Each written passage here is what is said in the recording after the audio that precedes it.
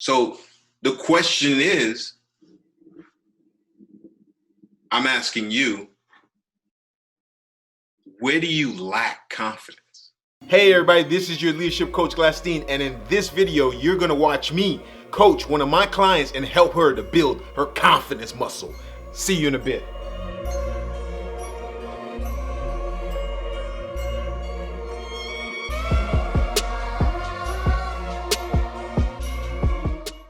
All right, so we're going to be talking about confidence and leadership, right? Mm-hmm. Go ahead and state your name and why do you want to talk about confidence? Okay, my name's Amaya Albury, and I want to talk about confidence because I think it's going to relate to, every aspect of my life. And so I want to be strong and sure so, I can achieve the greatness that I'm, destined for. And I want to, I don't want to waste any more time. I want to just continue just to, be great and, be sure. Okay. All right. So I always say this in leadership, confidence, if you're not confident, you're not going to have followers because everyone wants to follow a confident leader. Mm-hmm. If you're leading a team, I mean, just look at it yourself. Just look at yourself.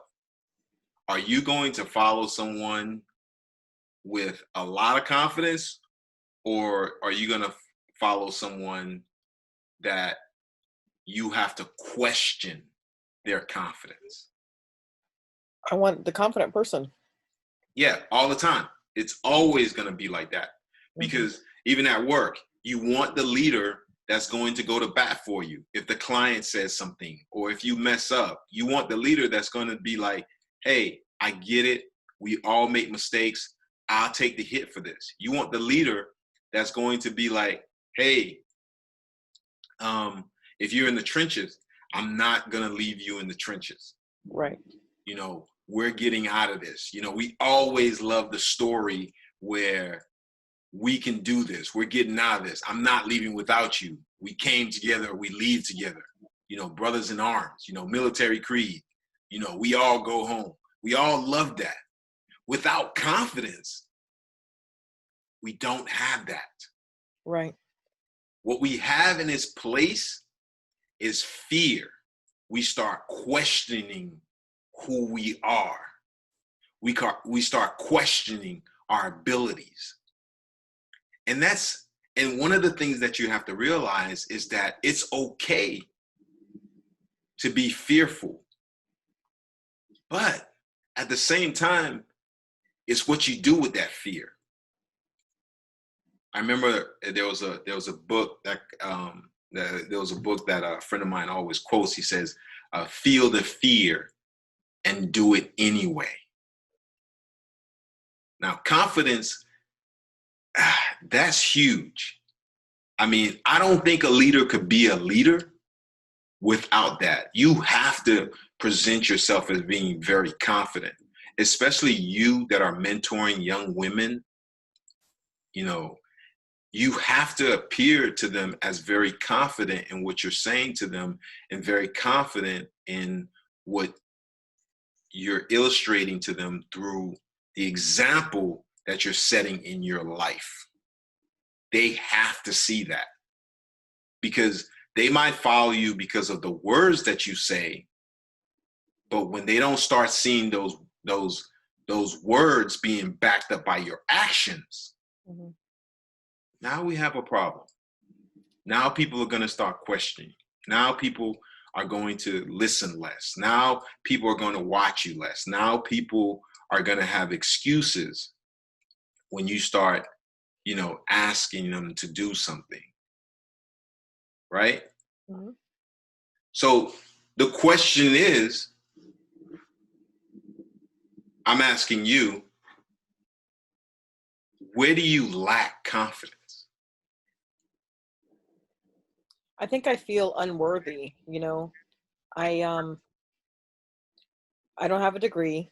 A lot of the things that have happened in my life have not been something that I earned, And I think that I just have a lot of favor on my life. And sometimes I question my worthiness of being so blessed.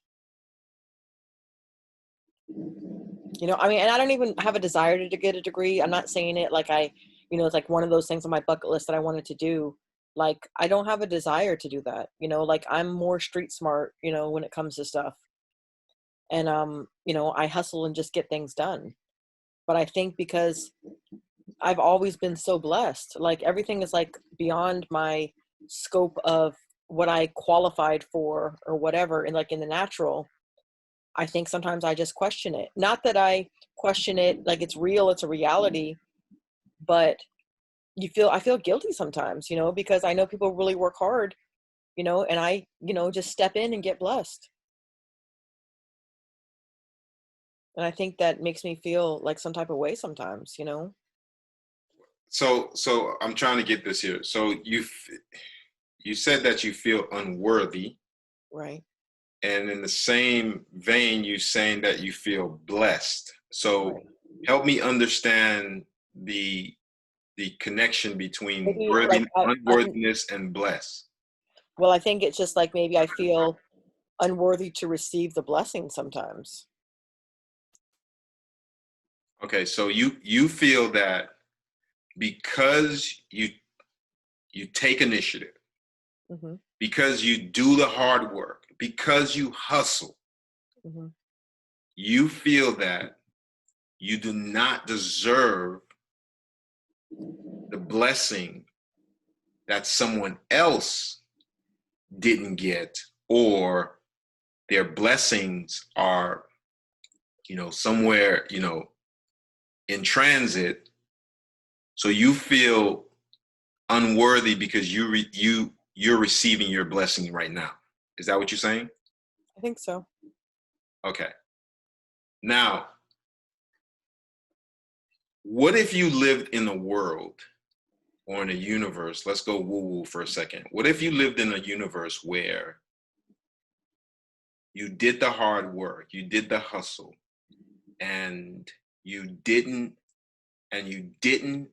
receive the outcome or the results that you thought you should have received? Let's say you didn't receive anything. Let's say you received just as much as the person who didn't do the hard work, who didn't hustle. Let's say it was like that. How would you feel about yourself then? Um, Maybe that I didn't work hard enough. Okay? And let's say you started to work hard enough and you still didn't receive the results. I probably just frustrated, I guess. You'll You know, feel frustrated, but how would you feel about yourself? that I wasn't good enough. Like Okay. maybe something I was doing wrong, or So, like helpless. okay, you'll feel helpless, right? Hmm. But you are receiving the results, right? Right. But at the same time, you're feeling unworthy, right? Right. What makes you unworthy? Because I've already explained to you your worthiness, because you've done the work, you've done the hustle. I've already explained that. Now I want to know from your point of view, what makes you unworthy? Is it because that the other person did not receive the results that they were looking for, and you feel that you should not receive your results either? I don't know. I just feel like maybe it's just I'm not good enough. Like something inside, like subconsciously, just makes me feel that I just am not good enough. Hmm. Okay. Now, so you're not trying to measure yourself from anything that's outside. You're not comparing yourself to anyone, right? No, no. It's just this internal feeling that you have that you're not good enough, Right. right? So no Hmm. matter what you do, you feel that you're not good enough. Right. And I feel like even if I get to that place, of success, I feel like I didn't earn it or I wasn't worthy to receive it. Okay, so you feel that you didn't earn it. So what would it take for you to earn it? I don't know. Okay. So let's say you didn't do anything. Let's go back. Let's Mhm. say you didn't earn it and you Mhm. had to work for it. You had to really work hard for it. Would you still be going after it if you just worked your butt off and you couldn't get it? Because the thing that I'm getting at is, if you're going for a goal, if you're going for an ambition, a dream, whatever that thing is to you, Mhm. what is the why behind that? I think that's what it is. I think I don't know my why, right? And so when I get it, I feel like I don't earn it, like I don't deserve it, because I feel like I haven't solidified my why or my hustle as in like 100% purity on it. And it's almost like I arrived to the finish line and I won, but I didn't even do all the practice to get there, you Okay. know? I want to ask you a question. Do you believe that you were born feeling unworthy?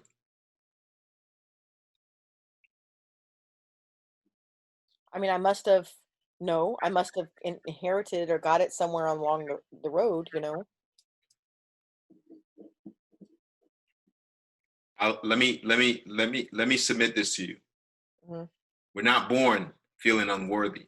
Right, Matter of fact, we're born with the understanding that the world revolves around us. right, That's why as babies, we don't have no shame. right, We will cry, spit, yell, throw up, use the bathroom in front of everybody and don't care, because the world revolves around us, right. because we came here worthy and we understood that. But maybe it's shame. Maybe that's what it is. Maybe, maybe. But my first thing to you, I want you to establish that this is something that you took upon yourself, maybe unintentionally. Right, You took it upon yourself and you're holding on to it. right, And it was something that was never part of you, right. right? Hmm. You weren't born with that. Right, So for you to with that understanding, that right there should shift your perspective. Because if if we're correct, you weren't born with it, you were fed that type of uh how to see yourself. You felt that type of esteem. You were around some people that probably didn't understand who you were or who right, they were, and they were saying things, and they made you feel some type of way, and you right, made up this story in your mind of unworthiness, because that's all it is a story. right. Nothing has meaning but the meaning we give it. Yeah, I feel like it's like maybe I was like I always felt special, right? Growing up, and I felt like I there was always like a damper, like trying to like like putting me down so that I wouldn't like I always felt different. I always felt bright, you know what I mean? I always felt like before I even knew like called or whatever, I always felt set apart, always. But I felt like, maybe I felt guilty about feeling that way, you know? I remember there was a story in the good book, the good book, and in the story, the father said, "Who told you you were naked?" Right.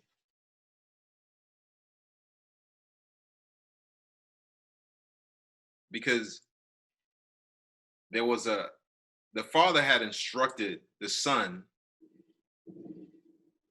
not to eat of a certain tree. He could eat in any other tree. Any other tree, he can have as much as fruits as he want, but don't eat from that specific tree. The tree had no significance. The tree, he could have picked any tree and said not to eat it. But he picked a certain tree and said, don't eat it, because it wasn't the tree. It was the mandate. Right. He was looking for obedience. Right. So when he ate off the tree, and the father was one day looking for him, and then the father found him hiding from him. And the father said, "Hey, son, why are you hiding from me?" And he said, "I was naked and I heard you coming, so, of course I had to cover myself." And he said, "Who told you you were naked?"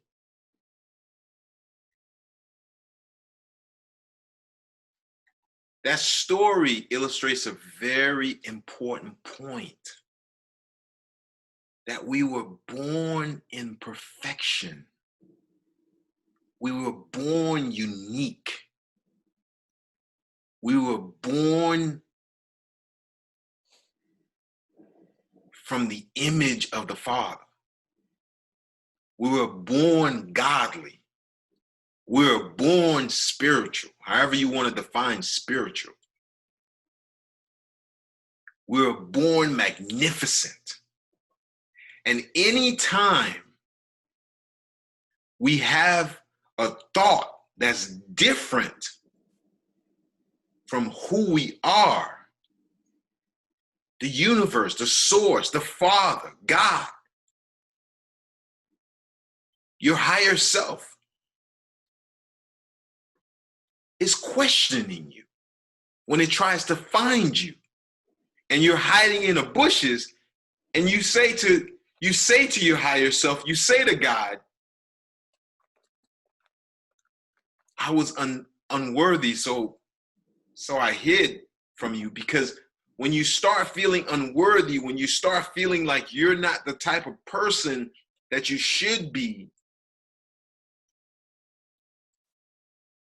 what you're basically telling is the Father or your Creator is that a mistake was made. Right. When the Creator, when the Father knows that I made you perfect, I made you able to build multi-million-dollar businesses. I made you able to leave your job and become an entrepreneur. I made you able to be married, get married with someone, and strong enough to understand that that person wasn't for you. I gave you strength to leave. I gave you strength to come out of the hood and to be your highest self. I gave you strength to do that. You were born with that strength. There isn't anything that's part of you, or there isn't anything that you need, because you were born with everything. Just look at yourself. If you could be at a funeral, and it could be the most tragic thing that happens, and somebody around you make a joke that you think is really funny, and you start laughing. Mm. Where did that laughter come from? Surely it didn't come from the funeral, because ain't nothing funny. But that laughter is in you. You chose at that moment to laugh, to bring some joy into your life. Anytime, at any moment, you can choose whether you're going to be confident, Right. or whether you're going to live from fear. That is a choice. And what you do and how do you build that confidence is that you got to flex that will. Right. The will that says, you're not talking about me. Because one of the things that you got to realize is that your mind, that voice that you hear, it's not always telling you the truth. Right. It's a protection mechanism. It's always trying to keep you safe. It's always trying to keep you small, because when you're small, you're in a comfortable position. Right. There's no risk. With no risk, you're safe. So it got you. If anybody has your back, it's yourself. Mm-hmm. Because yourself is on guard 24-hour, 24/7, like they say, 365 days during the year. It has your back fully. It is working on keeping you safe. And what you're trying to do, your higher self, who you are, the leader in you, what it's trying to do, it's trying to grow, because it understands that growth means I got to be uncomfortable. Sometimes I'm going to be in the heat. If I'm a tree, sometimes I'm going to be in the heat. Sometimes it's going to storm. Sometimes it's going to even burn. Because there are some species of trees, I think it's called the sycamore tree, that needs fire Oh, Lord. to fuel its seed in order for it to grow. But what I want you to understand is that you were made perfect. And there's something in you, something, whatever you want to call that, spirit, or whatever you want to call that, it knows it's perfect. And it continues to grow. It continues to seek out more fulfillment. It continues to expand, because everything in the world, that's what it does. It expands, it grows. A tree will not stop. A seed will not stop until it becomes that oak tree. Unless somebody cut it down abruptly, it will not stop. It will grow 100 feet tall if it has to, if that's what the DNA says. Mm-hmm. But our DNA, that's why the DNA is studied so much, because our DNA is not only, it's spiritual. They can't understand the information that all, 7 trillion cells, or 63 trillion cells, has a DNA with specific information as to their function. And it works perfectly. Because the DNA say, hey, you're a heart cell. Go to the heart, make sure you get the heart, make sure you fix the heart. Oh yeah, follow him. You're a heart cell too. Oh, you're a lung cell. Go and do that. Oh, you're a bone cell. You're a marrow cell. And all those DNAs, all those cells know exactly their job and exactly their duties. They don't even have time to feel unworthy, because they know what their purpose. They know their why for existence.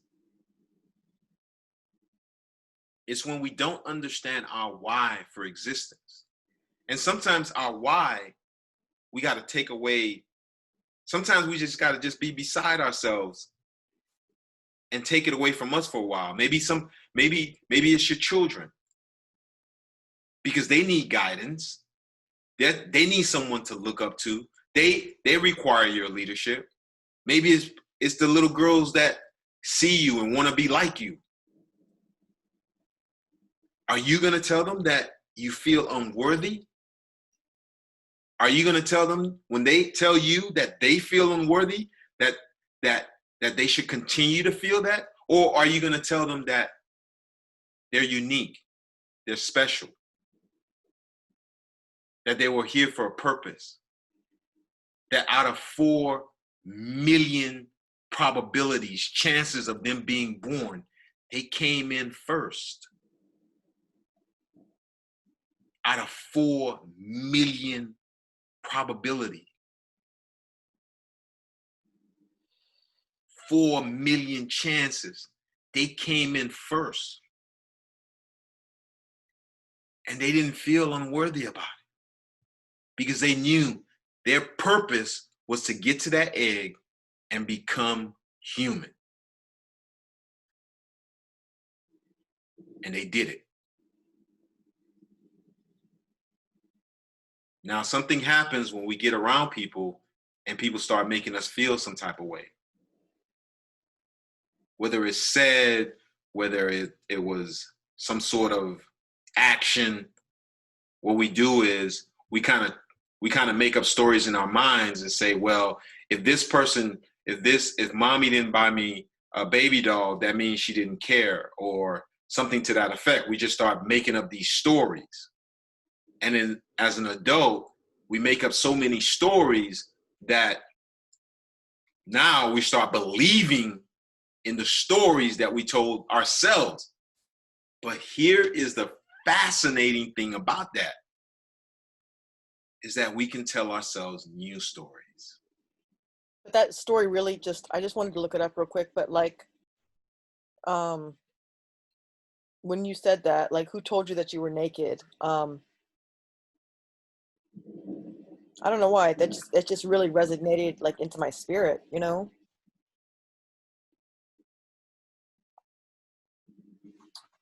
I don't know, it just really like, really just really touched me. So we have to really start understanding that who we are. I mean, that's why I always tell people, when people ask me, are leaders born or are they made? And I always say the same thing, both. Right. Of course, leaders are born. You can't have an unborn leader. Right. The only unborn leader that you have, which is the greatest leader of all. Here you go. I could already tell by the way you're coming. Go ahead. Is God. That's, right. Whatever you want to call that, source, spirit, God, yes. Whatever you want to call God. Right. That's the greatest leader of them all, that was unborn. But at the same time, that spirit is born. It's born through you. Right. So when you come with that type of confidence to know who you are, that you were placed here. You weren't just some sort of second guess or some sort of afterthought. You were placed here for a purpose. Now you can tell yourself, hey, I'm not that, I'm this. I'm not unworthy, I'm worthy. Because until the person or the thing tells me that I'm unworthy, I'm gonna side with what I know that I'm told, that I am worthy, that I'm marvelously made. It's, you know, that there's a quote, and it's Marianne Williamson. Yeah. That quote is crazy, because I think that's what it is a lot of times, you know, like and you shrink back because like I've always felt so different, you know, from people. And so I always like, I just always wanted to shrink back, I guess, you know, and because I didn't want the attention on me or whatever. But even like my body and different things like that, like I'm just coming out of stuff when it comes to my body and things like that. That, you know, I think that's why consciously I gained so much weight and everything as an adult, because I think I just wasn't ready to handle like the responsibility. I know that sounds crazy, but like I just think that, you know, and like I'm like growing through even that portion of it and like body shaming and different things like that. So I think like so much of it is tied into like you shrink back because you don't want to stand out, you know, but I'm called to stand out. Like, and that's what God told me that one day. He said, you know, like you need to stop shrinking back. I've called you to be a billboard. That's the call of God on your life, is to be a billboard. People are going to be drawn to you. People are going to be attracted to you. It's just your decision what you give them when they come, you know? And that's what God was just telling me, like to be great, to shine, whatever, you know what I mean? Like whatever area that is. And I think that like kind of has a lot to do with all of it, you know? And not, you know, like not that I, you know, but like sometimes you, and maybe it's people pleasing. Maybe I don't want people to feel bad because I shine, and I know I shine, you know, I do. But you're right. I mean, I do, I go between these two things, and I know that I'm called to be great. I know it, you know, and I see it, you know, but so sometimes I don't understand why I don't just continue in it. You know what I mean? Why do I shrink back? The reason why you're shrinking back is because even though you're saying you know it consciously, you know it in your brain, it hasn't reached the subconscious yet. Because the subconscious cannot, it always operates in what it knows. You When can't you know undo, something, right? There's no acting. Yeah. you know it from here. Right. Right. Because if somebody tells you that you're a four-legged dog, you'll look at them and laugh and keep on Right. walking. It doesn't bother you Right. because you know, because your subconscious operates in you as a human being. If somebody say, "Oh, you're a telephone pole," doesn't affect you. If your mind tells you that you're a telephone pole, doesn't affect you. Right. Because your subconscious is going to operate from the premise that you are a human being. That's how it's going to operate. Mm-hmm. So when you know, when you know, when you know, when you know, that's how you operate from there. Right. That's why when you're getting to that no, there's a process to get to that no. You know, first you start playing with the with the notion that it's probably true. And then you start believing it. And then you start kicking it around your mind a lot. You start thinking about it a lot. And you start thinking about what would this person, how would this person act? How would this person laugh? How would this person dress? How would this person present herself in front of people? How would this person present herself in front of her team? How would this person present herself in front of a large audience? How would this person present themselves in front of a camera? And you start playing with that, and then next thing you know, you start being that person. Mm-hmm. You start doing like you did when you was a little kid. You start playing pretend. Mm-hmm. You pretend you're confident. You pretend you're sexy. You pretend that you're the most beautiful woman in the world. You just start acting like it, and people start co-signing. Right. Oh, you look nice today. Right. Oh, you look beautiful today. Oh, you look sexy today. Right. Oh, you it's something about you. What is it? Did you change your hair? Did you change your lipstick? They're just trying to say that something has shifted. Right. Because now you're acting like it. Right. not it yet. You don't fully believe it yet, but you're acting like it, because the more you start acting like it, like I knew a friend of mine in high school. This man used to lie so much about his relationships with different women. When we got out of high school, he would tell us, we would sit around kicking it, and he would tell us the lie that he said in high school as if it happened. Mm. And will want to fight you if you were to question and say that was a lie. I mean, he would be like, you could call her right now, all this garbage, knowing that none of us had a number. Or I did this and I was on a team and this is what happened. And he would go on and tell us stories that never happened. Because he believed his lies. His lies became part of his story. Yeah. And it was good for him because it gave him a lot of confidence. Because he did start attracting those type of women after high school for real. Right. Because he was so much into his story. He was convinced. Made up his story. Right. He didn't buy into our story. Our story was, it never happened. His story was, I don't know about you guys, but it happened. It happened.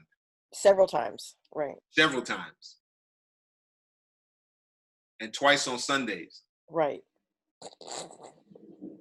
So when you start getting to that level of imagination, of visualization, seeing yourself as who you want to be, putting away those words and stop letting your mind, because that's what we're giving the will for.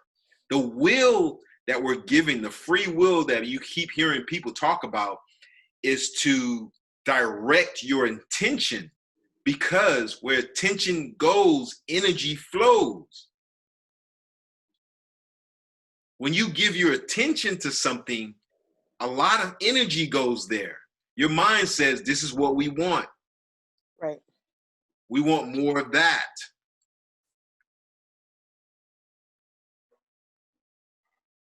Whatever that is. Hey, if you enjoyed that video, here is part 2. Click on this video right there. I think you'll enjoy it. I'll see you there.